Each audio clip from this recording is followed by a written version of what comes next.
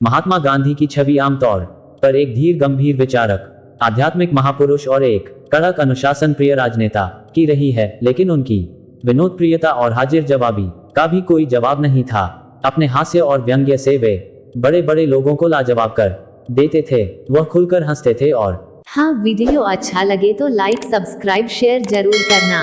हंसते वक्त ही पता चलता था कि उनके कई दांत उम्र के साथ गायब हो चुके हैं। महात्मा गांधी चुटीले सवालों का जवाब उसी चुलबुले अंदाज में देने माहिर थे। एक बार उन्होंने खुद कहा था, अगर मुझ में हास्य विनोद सेंस ऑफ ह्यूमर ना होता तो मैं अब तक आत्महत्या कर चुका होता। नेहरू भी थे कायल। जवाहरलाल नेहरू ने अपनी आत्मकथा में लिखा है, जिसने महात्मा जी की हास्य मुद्रा नहीं देखी वह बेहद कीमती चीज देखने से वंचित रह गया है। सरोजनी नायडू तो महात्मा गांधी को प्यार से मिकी माउस बुलाती थी। गांधी जी भी अपने पत्रों में उनके लिए डियर बुलबुल, डियर मीराबाई, तो यहाँ तक कि कभी कभी मजाक में अम्मा जान और मदर भी लिखते थे। आजाद भारत के दूसरे और आखिरी गवर्नर जनरल चक्रवर्ती राजगोपालाचारी गांधी के बारे में कहते थे, he is a man of laughter. अपनी किताब महात्मा गांधी ब्रह्मचर्य के प्रयोग लिखते वक्त गांधी पर मेरे अध्ययन ने मुझे कई अर्थों में बदल डाला और गांधी कहानी अच्छा लगा तो पहले चैनल को सब्सक्राइब करो और लाइक करो। दर्शन का कायल बना दिया। चीजों को बारीकी से समझने और दुनिया को उसे समझाने की गांधी की कला का मैं मुरीद हो गया। गांधी बड़े अध्येता थे, विचारक थे।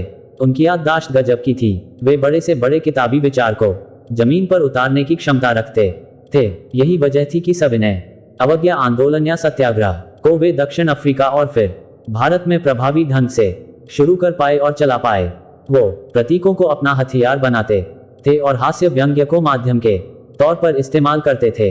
उनके ये प्रयोग काफी हद तक सटीक रहे। गांधी यह बात खुद कहते थे कि ब्रिटिश सरकार के खिलाफ विरोध और असहमति भी मैं अधिकतर विनोद के जरिए ही प्रकट करता हूँ। इस पर एक ब्रिटिश पत्रकार ने तंज कसते हुए कहा था कि इसका मतलब है कि आपके मनोविनोद या दिल लगी को आपकी झुंझलाहट या खींच समझ। महात्मा गांधी की छवि आमतौर पर एक धीर गंभीर विचारक, आध्यात्मिक महापुरुष और एक कड़क अनुशासन प्रिय राजनेता की रही है, लेकिन उनकी विनोद प्रियता और हाजिर जवाबी का भी कोई जवाब नहीं था।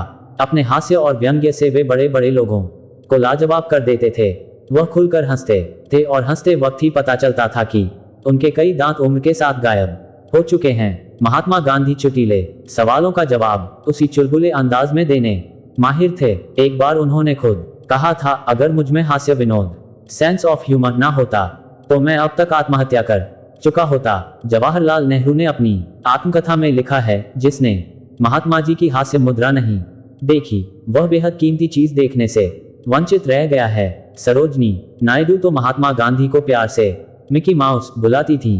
गांधी जी भी अपने पत्रों में उनके लिए डियर बुलबुल, डियर मीराबाई, तो यहाँ तक कि कभी कभी मजाक में अम्मा जान और मदर भी लिखते थे। आजाद भारत के दूसरे और आखिरी गवर्नर जनरल चक्रवर्ती राजगोपालाचारी गांधी के बारे में कहते थे, he is a man of laughter. अपनी किताब महात्मा गांधी ब्रह्मचर्य के प्रयोग लिखते वक्त गांधी पर मेरे अध्ययन ने मुझे कई अर्थों में बदल डाला और गांधी दर्शन का कायल बना दिया। चीजों को बारीकी से समझने और दुनिया को उसे समझाने की गांधी की कला का मैं मुरीद हो गया। गांधी बड़े अध्येता थे, विचारक थे। उनकी याददाश्त गजब की थी। महात्मा गांधी की मूर्ति प्रतीकात्मक तस्वीर वे बड़े से बड़े किताबी विचार को जमीन पर उतारने की क्षमता रखते थे। यही वजह थी कि सविनय अवज्ञा आंदोलन या सत्याग्रह को वे दक्षिण अफ्रीका और फिर भारत में प्रभावी ढंग से शुरू कर पाए और चला पाए। वो प्रतीकों को अपना हथियार बनाते थे और हास्य व्यंग्य को माध्यम के तौर पर इस्तेमाल करते थे। उनके ये प्रयोग काफी हद तक सटीक रहे। गांधी यह बात खुद कहते थे कि ब्रिटिश सरकार के खिलाफ विरोध और असहमति भी मैं अधिकतर विनोद के जरिए ही प्रकट करता हूँ। इस पर एक ब्रिटिश पत्रकार ने तंज कसते हुए कहा था कि इसका मतलब है कि आपके मनोविनोद या दिल लगी को आपकी झुंझलाहट या खींच समझी जाए। गांधी ने कहा, जिन विषम और विकट परिस्थितियों में मैं काम करता हूँ, अगर मुझ में इतना अधिक सेंस ऑफ ह्यूमर ना होता तो मैं अब तक पागल हो गया होता। चरखा और अर्धनग्नता ब्रिटिश साम्राज्य के लिए हमेशा से एक अबूझ पहेली थी। असली भारत की खोज के लिए उन्होंने ट्रेन के सफर में तीसरे दर्जे में बैठकर देश भर की यात्रा की थी। इसी दौरान उनके मन में चरखा सिद्धांत आया और इस चरखे ने ब्रिटेन के लैंकशायर के सूती वस्त्र उद्योग को सीधी चुनौती दे दी। वे खुद घुटने के ऊपर की छोटी धोती पहनकर, जिसे यूरोप के मीडिया ने अंग्रेजी में लोइन क्लॉथ लंगोट नाम दिया, ब्रिटेन के बादशाह जॉर्ज पंचम के बर्मिंघम पैलेस पहुंच गए।